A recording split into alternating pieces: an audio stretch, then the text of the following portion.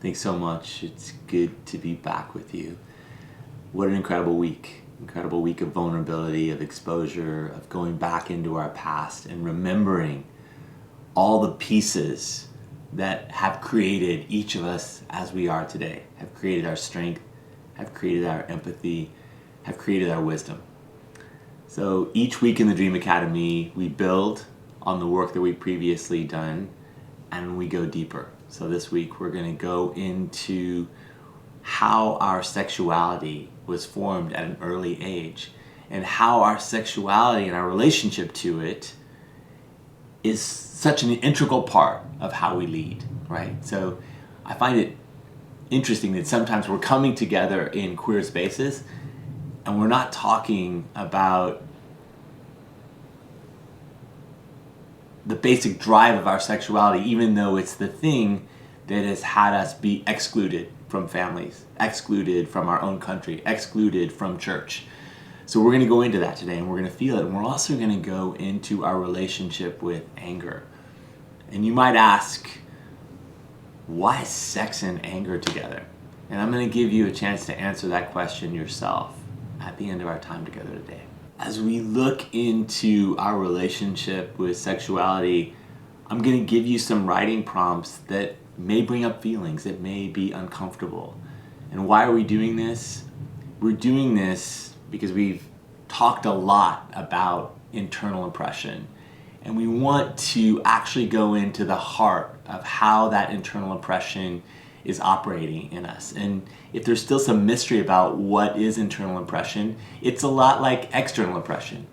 Basically, people telling us some piece of us, some way that we are, our basic selves, is not okay. And the internal part is that we then take that inside. We believe those lies and we start doing to ourselves what the external world, or parts of the external world, were doing to us.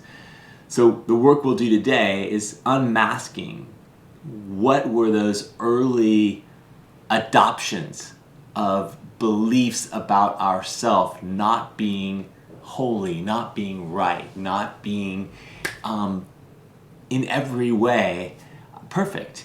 Where did they come from? How did they form? And how did they change our relationship to our own desire and to our own body?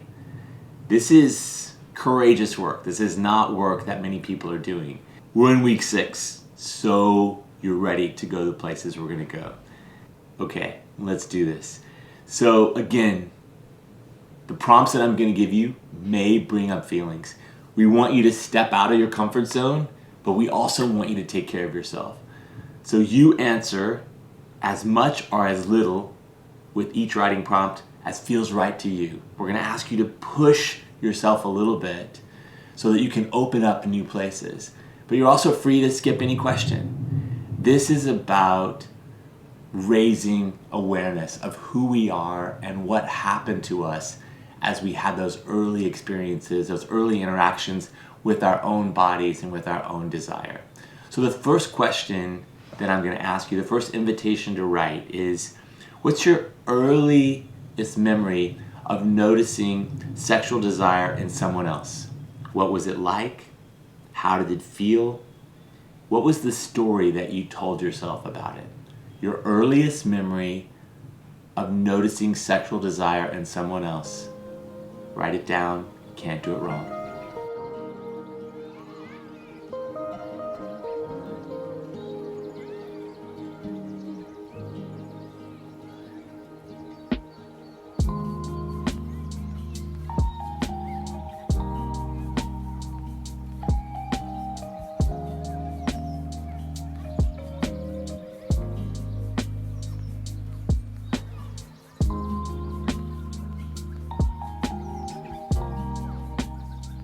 Okay, great work. So the next question is, what's your first memory of noticing sexual desire in your own body? How did you react to that noticing? How did it feel? And what was the story that you told yourself about this new feeling? Write it down. Can't do it wrong.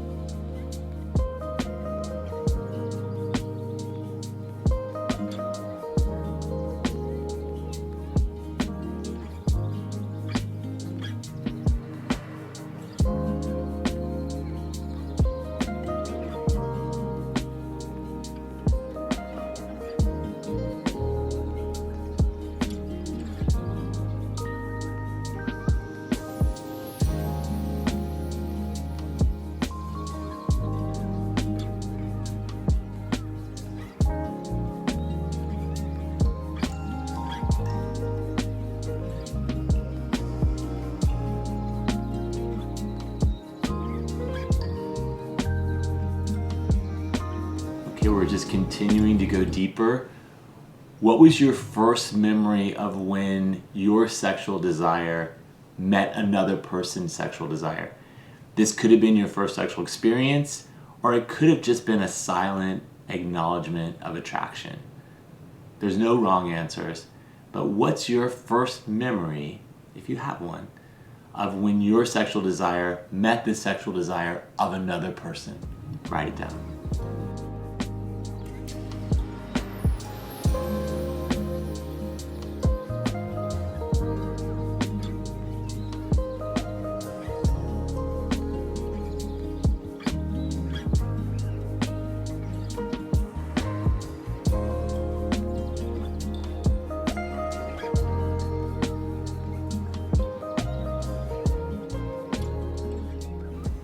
Now, as we go deeper, what's your first memory about learning about sex?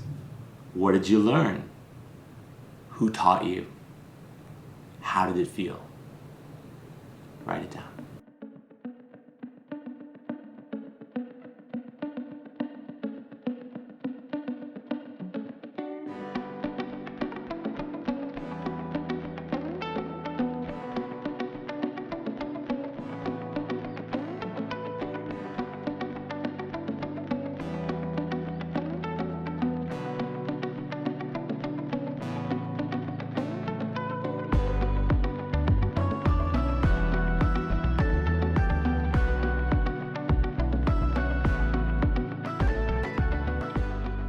And now, continuing to go deeper, when was the first memory you have, if you have a memory or you experienced, seeing porn or graphic sexual images? How did it feel? Who was there? And what story did you tell yourself about that experience? Write it down.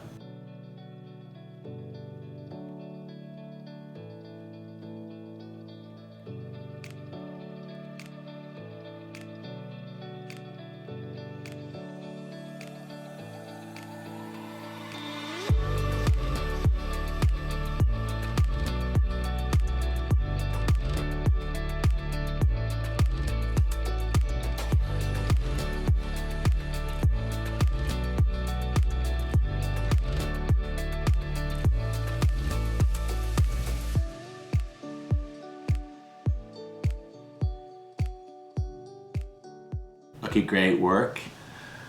Let's take a deep breath together, all the way in, and all the way out. Another breath into your belly, and out. Many of us, it has not been safe to talk or write openly about our experience of desire, our experience of our own body, of our own sexuality. So just noticing how you're feeling in your body as we talk about these things together, as we write down our feelings and experiences. Just noticing how you're feeling. Letting yourself know that you're safe, but also, letting it be okay if a little anxiety or a little bit of uncomfortableness arises. So now I'm going to ask you to write about the first memory you have of adhering to or being taught that the desires of the body could be dangerous or evil. What's your first memory of being taught that the desires of your body could be dangerous or evil? Who told you this? Did you believe them?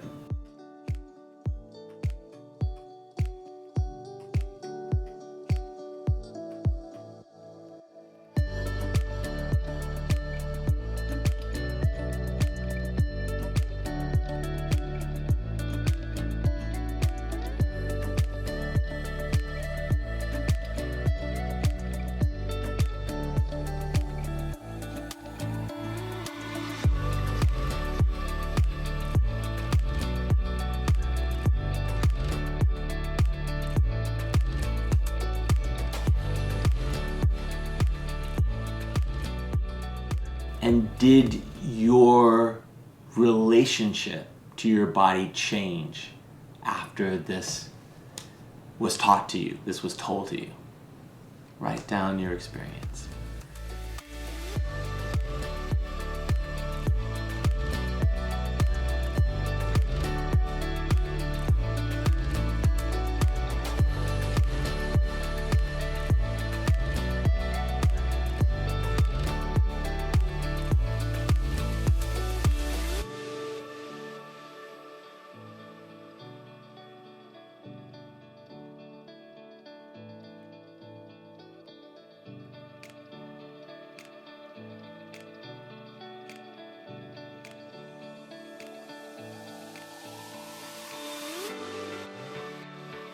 Great work. And I know that these are deep and provocative questions. And now I'm going to ask you to write about something that might sound weird when I first say it. But I'm going to ask you, when is your first memory, if you have one, of being told or shown in some way that your body didn't belong to you? That it belonged to your parents, that it belonged to your community, that it belonged to the church, that it belonged to the government, that there was some outside force that got to decide how you use your body, how you think about your body, and how you experience your body. Any early memories of being told or shown your body does not belong to you. You're not in charge of your body. Somebody else is. And if you have that memory, how did that change your relationship to your own body? That awareness that your body doesn't belong to you. You're not in charge of your relationship. You're not in charge of how you move and express and feel and experience your body. If you have that memory, how did that change your relationship to your own body?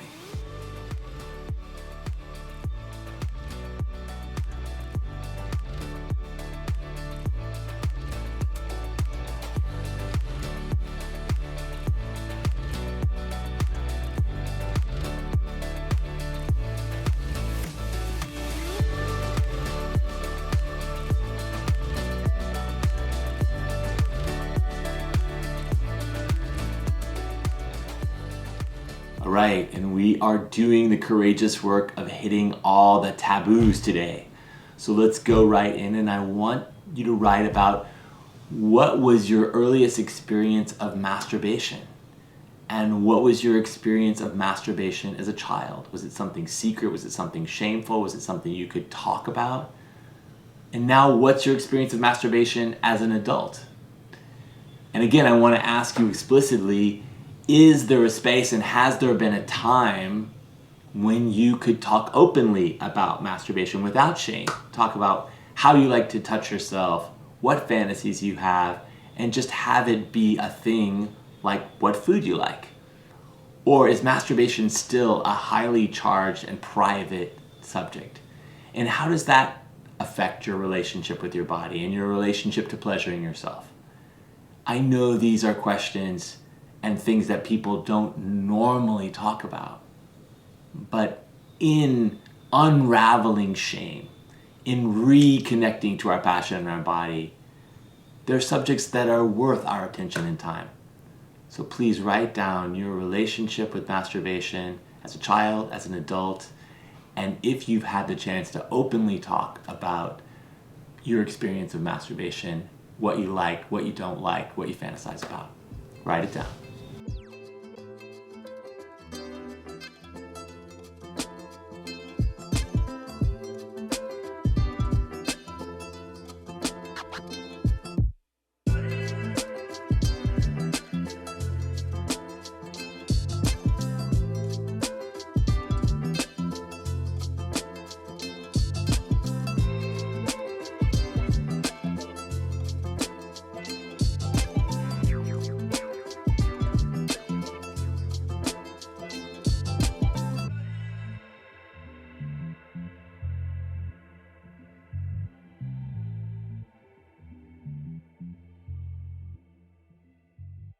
Great work.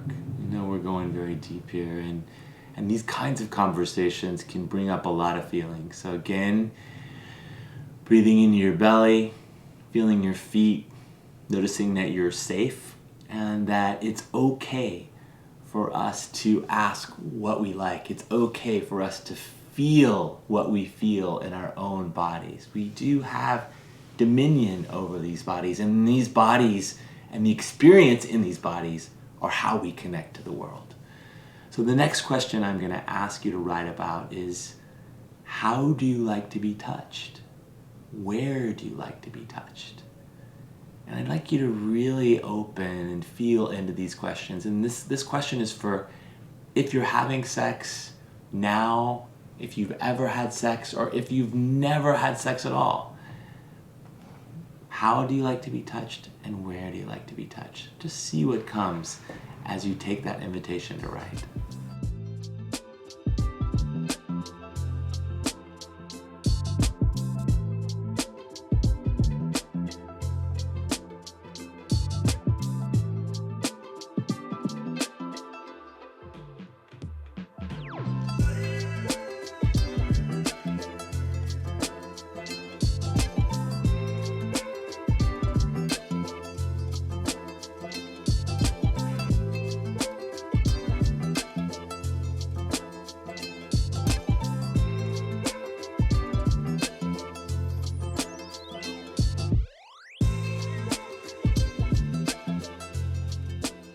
And I'd like you to imagine that you're at a slumber party. I don't know if any of you have ever been to a slumber party. I don't know if I've ever been to a slumber party, but I've seen some on TV.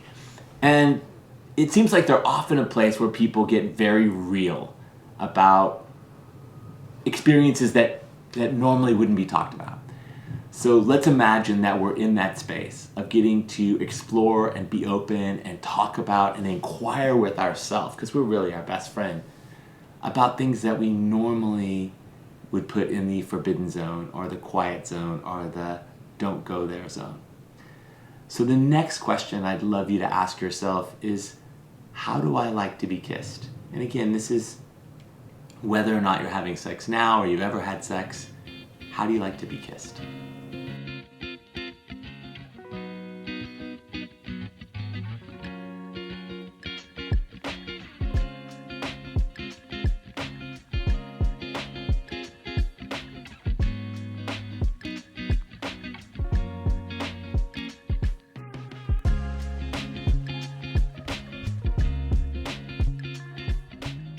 All right, and we're going to keep going.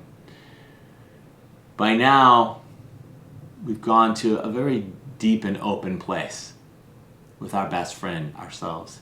And I'd like you to write down some of your sexual desires. And again, with this last prompt around our sexuality, I'd like you to take the opportunity to be open with yourself and maybe share with yourself something that you don't know about you. Writing down some of your sexual desires.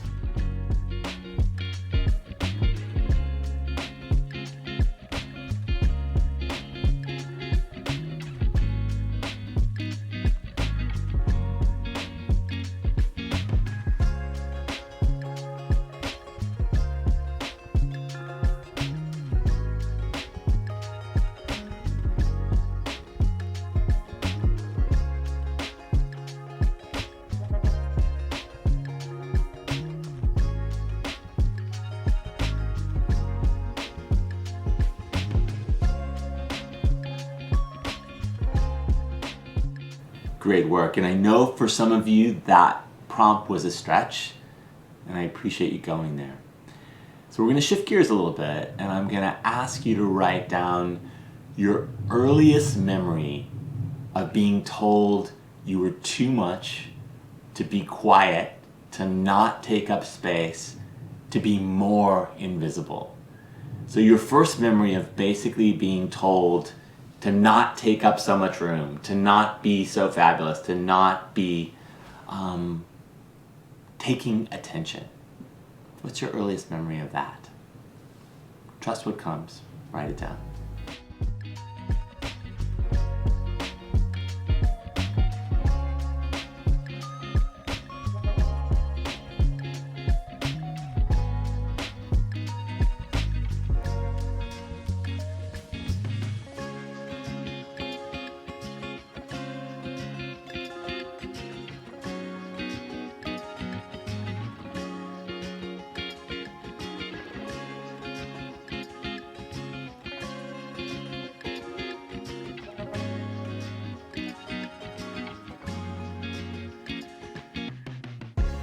now I'd like to ask you, what did you learn about anger as a child?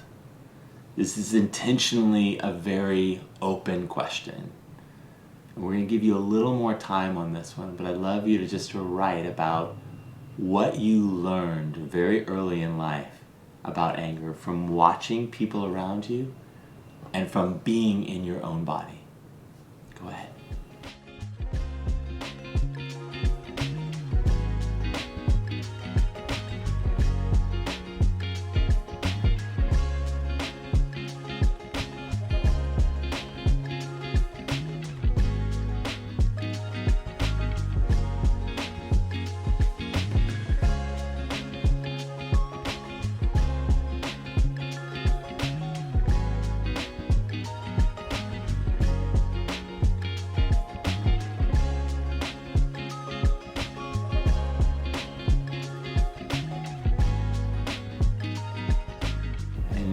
If and when you are sexual, do you feel like you can bring all of your passion to that expression of sexuality, whatever that expression may be?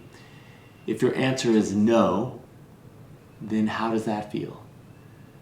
If your answer is yes, then how does that feel? And if you're like many of us, and the answer is somewhere between yes and no, how does that middle place feel? I'm going to give you some time to explore that and write down whether or not you feel like you can bring your full passion to whatever sexual expression looks like to you. Yes, no, or the middle place.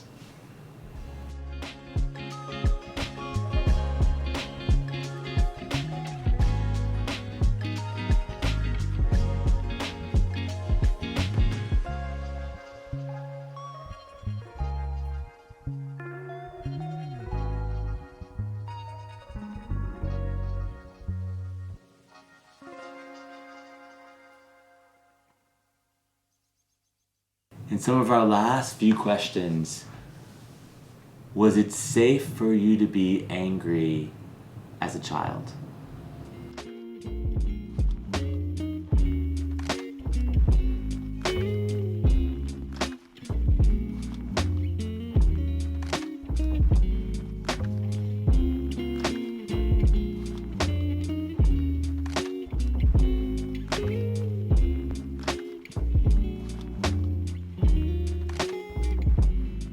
Is it safe for you to be angry now as an adult?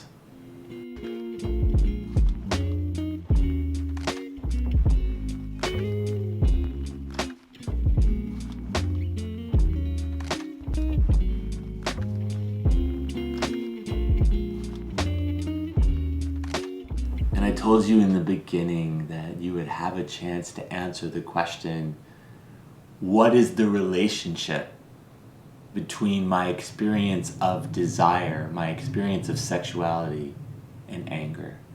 So I'm going to give you a chance to write whatever that relationship is now, and great not to know. What is the relationship between your desire, your body, and anger? Write it down.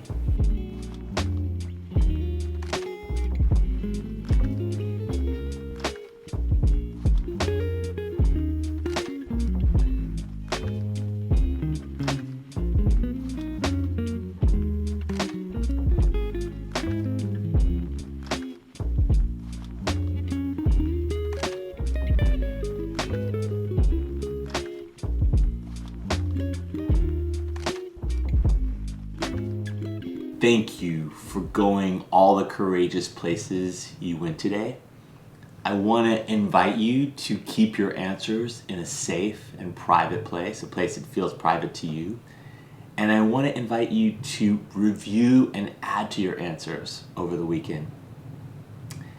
This is very deep work that we're doing, and it's very rare work. People are not talking about their sexuality and not talking about their experience of desire. But these are all parts of us. These are parts of us that we need to find each other, that we need to find our purpose. So thanks again. I can't wait to see you on Monday. Have a great weekend.